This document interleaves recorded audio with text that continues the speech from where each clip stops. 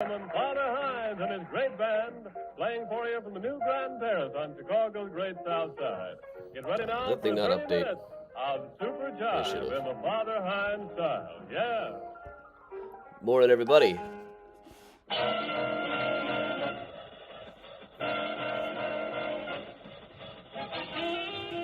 Morning, folks, and sorry I'm late. I'll give it a minute here. Stuck on an airport run, didn't want to just, broadcast right from the car.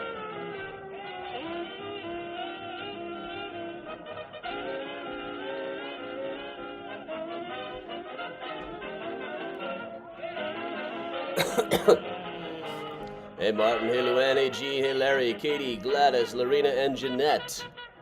Hey, Carrie.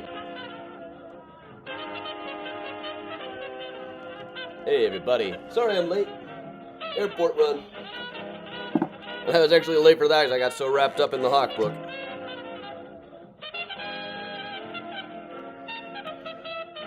Hey, Julianne. Hey, Kathleen and Nancy. Morning, Todd. Hey, everybody. Went back to the rat hole last night, and there were even more people hanging around. The shrine had grown and grown and grown. It was beautiful. Let's see if I can, in fact, show that a bit.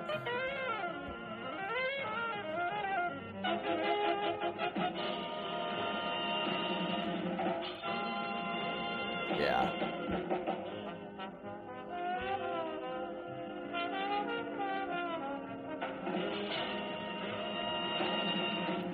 I think I can. Yeah. Morning, everybody. Welcome along. Sorry I'm late, etc.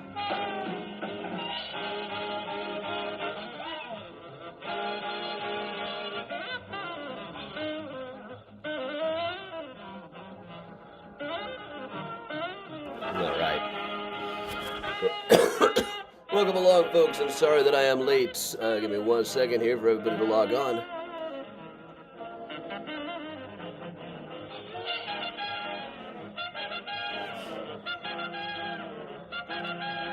A little early for a sip, but I am on book revision mode, which is basically 24 hours of jazz records and bourbon. It's all right. Hey, Katie. Back from the Dells, all right. There's a wedding at the Rat Hole. That's wonderful. That's what you call a powerhouse coda. Yeah, Earl Father Hines. Yeah, Earl Father Hines, everybody. All right, so before we do anything, so welcome along. Sorry I'm late. Was on an airport run. I will show you briefly here, though. Check this out. Yesterday we went to the famous Rat Hole on Roscoe. Let me pop this up here. Look at how the shrine had grown last night.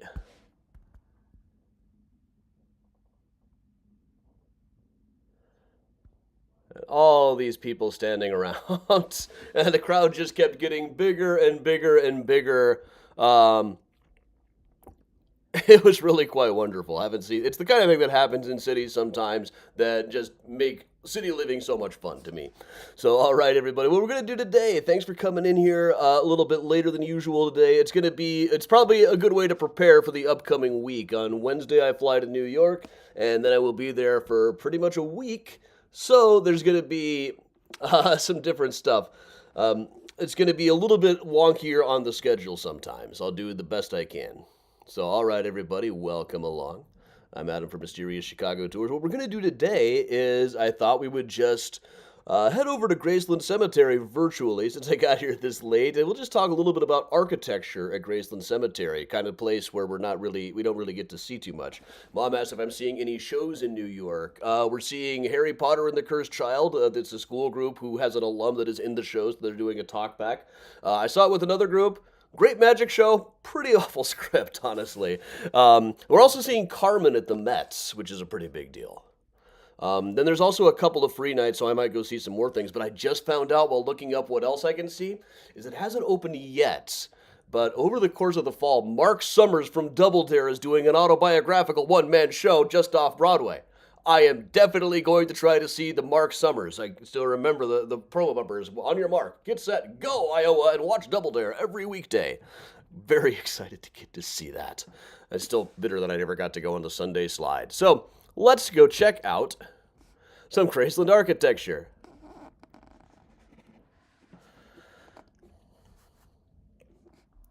Here we have the Boldenwick Mausoleum, which is occasionally said to be a Louis Sullivan. It just kind of looks like his style. As far as anybody knows, it's really not, just a good imitator.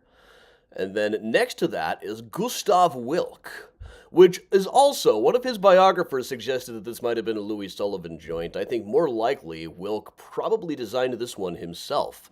Gustav Wilk was not so much an architect really as a contractor.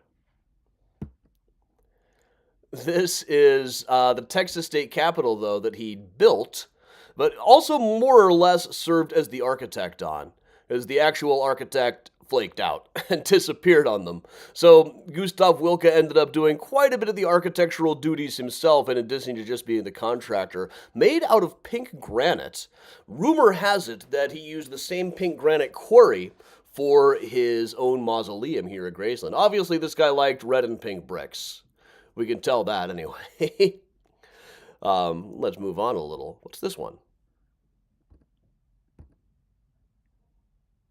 This is the Merchandise Mart, as we saw on the architectural boat tour the other night. And that is Sheldon Anderson's work from Graham Anderson, Probst, and White. Now, this monument is probably the one you see most prominently when you are riding by Graceland Cemetery on the Red Line L tracks. So you can't really find the name. You have to really go looking to see the guy's name on here. If just looking at it, you won't see a big, like, Anderson anyplace. You know, similar to, like, the Wrigley building by Graham Anderson, Probst, and White, where Mr. Wrigley famously did not put his name on the building in giant letters. Well, Mr. Anderson did not even put his name on the mausoleum in legible letters. If you go right up to that relief portrait of him and look under the neck, that's where you can actually see his name. But he is part of the Graham Anderson, Probst, and White firm, which beyond the Merchandise Mart and the aforementioned Wrigley building, also designed things like the Civic Opera House. Now, I got to do a backstage tour of this place with a school group right before the pandemic. It was really cool, just looking at all the opera props. So mixed in among all of the things you'd expect, like capes and heads and stuff, was a Kool-Aid pitcher, which I guess is from that famous opera, Oh Ja, der Kool-Aid Meister. But picture by Eric Alex Rogers here, the Civic Opera building. But right next door to that, they have torn that down now, but this was Graham Anderson, Probst, and White 1929. By the 50s, they were making this thing. Right next door, another Graham Anderson, Probst, and White joint. This is the General Growth Properties building, which honestly, I loved going by this one on the boat tours. It's just so different from everything else that was on the river. They are not using here what we call the best and tallest possible use of the space. Very 1950s with a little bit of the corrugated metal that gives it just a hint of the ray gun Gothic style. This one, it looks like these things are like a giant mouth that's going to start eating all the workers who go into this place. Maybe, maybe not. Welcome along, those of you just joining us. We're doing it a little bit late today. I got stuck doing some... We'll also cover right over here by Super Nintendo Chalmers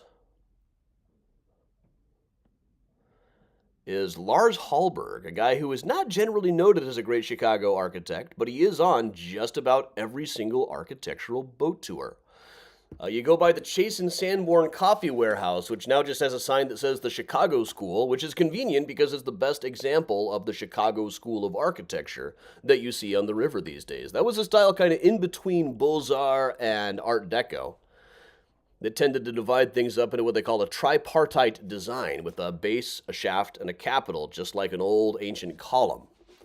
It says the Chicago School on there. It's actually because there's like the Chicago School of Psychology or something in the building, not because of the architecture style.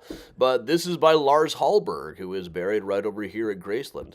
Also did the Augusta Warner House in the Gold Coast. He's done really quite a few buildings around the city, but it's mostly just private homes, which don't really get quite the attention that the skyscrapers do most of the time. Who else can we cover here? Oh yeah, here's a guy we don't really talk about too often on the Graceland tours, which is Dwight Perkins, a Prairie School architect.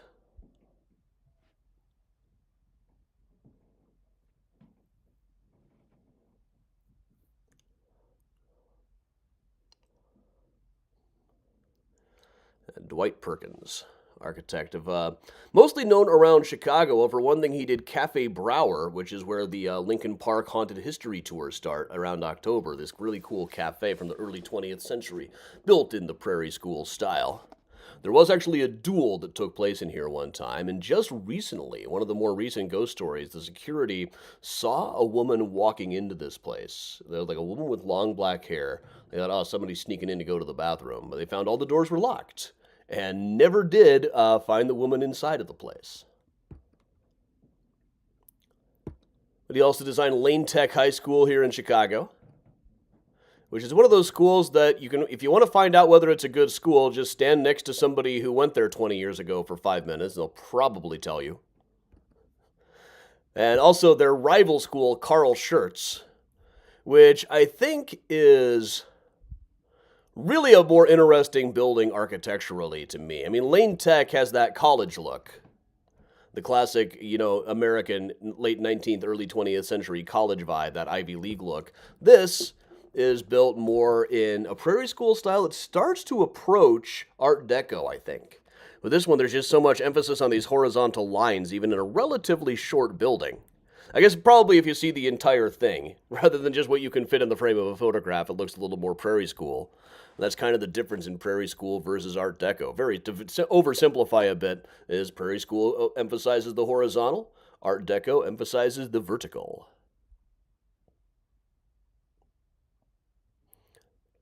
Yeah, and Lane Tech and Carl Schurz people tend to be fierce and bitter rivals, but they were both designed by the same architect. Oh, geez, we're backing up here. You can see I didn't have a chance to get this one all set up.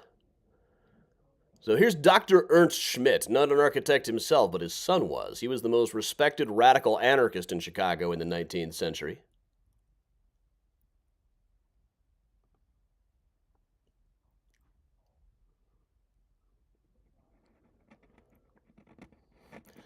Calling by Mrs. or Duchess or Marchioness. Why don't you ever hear people called a Marchioness anymore?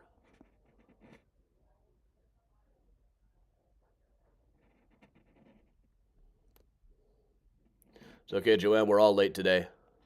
I was late today.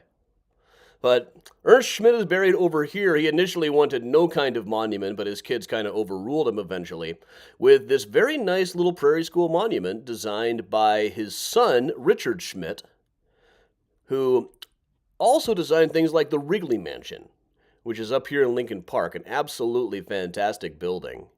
This wasn't initially for him. It was initially for a member of the Shanehoffen Brewing Corporation. The Wrigleys just bought it from them. This gorgeous solarium. But Mr. Schmidt was pretty well known for his Shanehoffen Brewery stuff. Like, we designed some of the Shanehoffen Brewery buildings that are still standing in what is now the Pilsen area, Pilsen and Chinatown. But also, more famously, here at Graceland, he designed the brewer Shanehoffen's own mausoleum, which is a little more elaborate than the one he did for his father. And of course, we've all seen this one.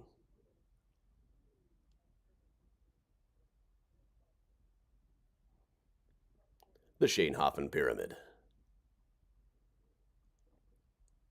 I love finding out that monuments within the cemetery were designed by the same architect. That's something you don't really come across too often. It's fairly hard to find data about who designed what within a cemetery. But now and then you do run across it. You can find like a tiny mention of it in some architectural magazine, or like Park and Cemetery magazine might mention it occasionally. But all right, everybody. Just a quick one today because I'm popping in a little bit late. Once again, we'll take another quick look at the Rat Hole Shrine as of last night, because it's just so wonderful.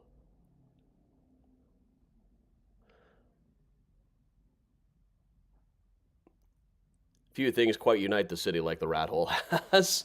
So welcome, so thank you for joining me, everybody. Sorry I was a little bit late today. I had an airport run, and I am... my brain is almost entirely occupied with moving text around within the Johann Hawk book and trying to figure out where the heck Anna Hendricks, one of his last Chicago wives, ended up. I've been putting pieces together on her. It's going to be a big post on the Patreon later this week, but it's been really quite a puzzle to put together. But all right, everybody, thanks a lot for joining me. I'm Adam from Mysterious Chicago Tours, telling everybody to stay safe and stay strong. And of course, if you can, make sure you stay spooky, everybody.